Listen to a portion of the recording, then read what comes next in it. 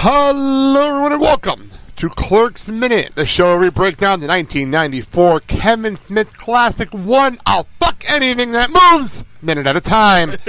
I'm Blake. I'm Kyle. And I can't believe I opened the show like that. That's amazing. Wow, we are in minute 8 of Clerks, and I did not realize what we were going to get when this minute started, because I did not realize it came in this minute. I thought it was the next minute. But I thought we were going to get another full minute of smoking talk again. Well, we got literally a half a second of that. We cut outside, and Jay and Silent Bob show up. And this is where the fun begins. Now, if you excuse me, I'll try and figure out what song that was. Yes, you do that. And Jay shows up. And first note I have here is Kevin looks so young. Kevin looks so fucking young here. I know this is 1993, but he's so young. Where on the other hand, Jay never ages at all, which is fantastic. We're starting to think that the drugs may have actually preserved him. Yeah, the drugs in the late 90s for him. It's sort of like how the hell Keith Richards is still around, because we can survive whatever cocktail he's been on. That's true. Well, Jay at one point, this is a true story. I remember reading somewhere, the only things that will survive a nuclear holocaust will be cockroaches, Twinkies, and Keith Richards. The cockroaches will then be ground up and snorted by Keith Richards. Well, with Jay, there's a story on a Smodcast. I forgot what episode. Yeah. Either Smodcast or Jay's Not About Get Old. They get mixed up with stories. Where it's also in his book, one of the books, where Kevin tells a story on he had lost contact with Jay because he relapsed again, and he didn't want him around Harley. So he said, "Fair enough. I don't want you around my house until you started cleaning up your act. I'll help you in rehab, but unless you're ready to commit to it, I don't want you around my house." Fair enough. Yeah, fair enough. I mean, hard love, complete hard love, and he's being a father. Anyway, I mean, you don't want to drug you around Harley there. Exactly. And she was really young at the time, so I don't blame him at all. So what happened was Kevin's going on his business, and he gets a phone call from People Magazine. It's a true story. People Magazine saying, "Do you have any comments on the death of your buddy Jay Muse?" And Kevin's like, "Let me call you back so I can get my thoughts processed." 5 minutes later, true story, the phone rings. It's Jay. Why does everyone think I'm dead? Which is a fair question. It's a fair question. If I woke up and found out that people were asking you, what are your thoughts about the death of your brother-in-law? I'd be like, what? I'm dead? Well, I thought it was funny because apparently Jay's I think his girlfriend, who's now his wife, got a phone call, and he was right there. Yeah. Right there! I was just saying, what is this, medium? So, that's a true story. So, that's around the time where Jay finally committed to rehab. Wait a minute. Maybe it's Sixth Sense. Maybe he's been dead all along. Maybe Donnie Wahlberg shot him in the opening. Wow. Spoiler alert. Oh, please. That movie's been out since 1999. If you haven't seen it by now, it's your own damn fault. So, Jay comes to the screen. Apparently, he takes a swig of beer from Silent Bob's can. Yeah. Spits it out. Starts jumping around and doing karate. Which is absolutely amazing. Which is nothing really new. This is Jason Mewes on a Tuesday. Yeah, well, we went to a Jay and Silent Bob Get Old Live. Because this was actually the same as the screening for Jay and Silent Bob. It was a big package deal. It was a package deal.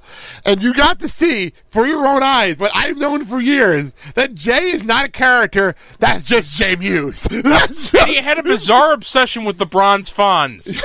For those of you who don't know, a few years ago, to commemorate the show Happy Days, they actually put in Milwaukee a bronze statue of Fonzie. True. And the surviving cast members were there, sans Ron Howard, who was probably busy directing, to dedicate it. Jason Mewes has a bizarre obsession with the bronze Fonz. Hell, for one part of Let Us Fuck, one of the positions was something on the bronze Fonz. Yeah, it was random. It was hysterical. It was getting to the point where I had the feeling that Customs was going to have to check his bag to make sure he wasn't trying to smuggle out the bronze Fonz in pieces. Oh my god. That was a fun one. Yeah. That was hysterical. I'm actually trying to find the episodes I can put it in the show. And he's notes. also as nice as can be in person. Yeah, we met him after the show. Yeah. And we got pictures. He took his time. It was pouring out. Yeah. And he made sure he came out and took pictures with everybody. It was really, really, really cool. So, yeah, stand-up guy. Yeah, I give him credit. He knows his life, and he knows that he's doing great in his life. And I'm still trying to figure out where this is. I cannot find it yet. I'll figure it out. So, all those anti-drug commercials, Jay is pretty much the walking antithesis of this because they have apparently preserved him. I don't understand, but yeah, that's... It kind of reminds me of that episode of WKRP where they're doing the on-air drunk test with the sergeant from the police department. So you have Johnny Fever, who's basically survived every drug known to mankind, and Venus Flytrap, who's the evening DJ played by Tim Reed. So yeah, they basically do a drunk test. They take a shot, I believe, every hour, and they test to show how the reflexes slow the more you drink. Johnny's reflexes get faster the more he drinks. That's crazy. And it completely flummoxes the officer and Venus, who's getting increasingly drunker. So yeah, that is Jason Mewes in a nutshell. I think alcohol speeds up his reflexes and drugs preserve him. Okay, I think I found the episode we were at, but the show number is weird on the feed, so I will put this up in the show notes. If you're looking at if you go to Jay and Silent Bob Get Old on iTunes, and you find the episode, and it's called, where is it, Muse Ought to Know. That is the show I think we were at. I'm not 100% sure. I'm still trying to figure this out. But I'll put it up in the show notes because it definitely was a lot of fun. That Jay and Silent Bob Get Old live show was fantastic. So I'll have to look it up. But anyway, back to the show. And he's wearing a T-shirt. And it looks like an anthropomorphized joint in sunglasses. By the way, he's wearing a long-sleeve shirt with this shirt over the hoodie. He's actually wearing a hoodie with this shirt over it for detail. Although I've seen a lot of people do that at work with their work shirt. So That's a good look. And it says, "Oh wow, wait, did I say something? Never mind." Fantastic. Well, congratulations, Kevin Smith. He just set up Jay via clothing. Absolutely fantastic. No amount of dialogue can replace that freaking shirt. This was the first, this is literally just as we started the minute, and I got so excited. I'm like, oh, great. We and I believe he's actually wearing that shirt minus the joint on the Mini-Mate figure that you have. Really? Let me look. I have the Mini-Mate figure right behind my computer here. Because they keep falling down, so I keep putting them back here. I'm a good brother-in-law. I got you the Mini-Mates, and the Buddy Christ. Yes. Buddy Christ is up there on my shelf. But I'm looking at the Mini-Mates right now. But while I do that, I did bring up the script. Okay. And there is a lot to do here. It's time for the resident Rich Little to earn his keep. It's up on the laptop over here. And, by the way, I do have the figure. And yes, that is the T-shirt on the figure. So there you go. Sans the giant anthropomorphized joint. Yes, I'll put that right there, and I'll take a picture of that for the show notes. So, I have the script here, and hang on. I apologize because I'm going to have to... It's okay. I'll move over so you can see the screen. It's on my laptop here, and it's this is right after he spits out the beer, and he starts going crazy, and... I don't think they have the first line in there. There you go. We'll start there. I feel good today, Silent Bob. We're going to make some money, and then you know what we're going to do? We're going to go to that party and get some pussy. I'm going to fuck this bitch and that bitch. I'll fuck anything that moves! Moves. What you looking at? Kick your fucking ass. And that motherfucker stole me $10. Tonight you and I are going off that fucker's head and take out his fucking soul. Remind me if he tries to buy something from us, to cut it up with leaves and twigs, or fucking shit in the motherfucker's bag. That's it. That's where we end it. And then the next thing is he's hitting on some girls walking by. And I have to say, how did I do? That was pretty good. That was a pretty good impression of Jay Mewes. This is one of my favorite moments in this movie because it just changes the complexion of the entire thing. Like the entire movie just changed, and that's fucking amazing. Oh my god. I'm the resident Rich Little. That was absolutely amazing to watch and watch you do that. The funny part is I have the script up here because there was no way in hell I was going to be able to keep up with Jay typing. There was no way in hell I was going to do that. Unless you brought up the subtitles and paused every so often. Yeah, well, that's a good thing about having in the script. So, Oh my god! I remember. I think it's on the commentary track. And by the way, rip out his soul. What is he? A soul taker? Which is, by the way, the first episode of the last season of Mystery Science Theater. Well, there you go. And great. Now I've got the vision going through my head of Jay going to hospitals as a spirit taking souls. Hey, baby. Yeah, you see him trying to hit on the nurses and being completely oblivious to the fact they can't see him because he's basically the angel of death. Yeah, that sounds about right. Then again, most women ignore Jay anyway nowadays, but that's a different story.